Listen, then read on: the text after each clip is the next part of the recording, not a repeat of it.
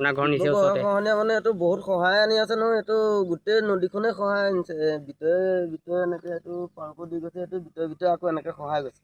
হয়। পাংকু দিলে একে লাটৰিকে যদি দিয়ে তেতিয়া ৰ'ব নতো এইটো জেগা নৰয়। এনেকে খেংকে দিলে উভতনি দি বেছিকে সহায় আছে। আৰু তাকে এতিয়া চৰকাৰে কি কৰে, কালি এতিয়া 2টা পাংকু দিলে, দি 2টা পাংকু সামৰিলে। এতিয়াতো আজি পুৰা অহা নাই দ্ৰুত নি? গতিত গৰা সহায় আছে। আজিতো এতিয়ালৈকে অহাই নাই।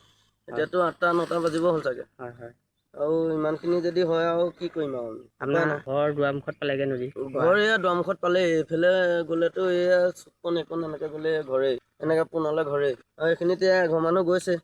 যোৱা বেছি দিন হোৱা নাই, আকৌ এতিয়া এইখন গোটেই এইটো 3 নং পদুমনিলৈকে এইটো গোটেই সহায় ধ্বংস কৰি দিছে। এইটো গোটেইটো একে লাঠৰিকে ধৰি পাংকু নিদিলে ইয়াত জেগা নৰয়। অলপ দলৈকে দিব লাগিব, একে লাঠৰিকে দিব লাগিব, তেতিয়াহে যদি জেগাটো ৰ'ব। নহ'লেতো এইটো জেগাটো নৰয়। এতিয়া ভকতচাপৰি গোটেই ৰাইজ গুচি গ'লে, ধেমালি শিপিজুপি মানুহ আছে ইয়াত, ইমানে সা সম্পত্তি আছে, সেইবিলাক গুচি যাব নদীত। এতিয়া তাকে কোননো চৰকাৰে বহুৱাবগৈ, তেনেকুৱা ধৰ আমাৰ এতিয়া সমস্যা হৈ গৈছে। ক'ত যাম ক'ত নাযাম তেনেকুৱা লাগি গৈছে।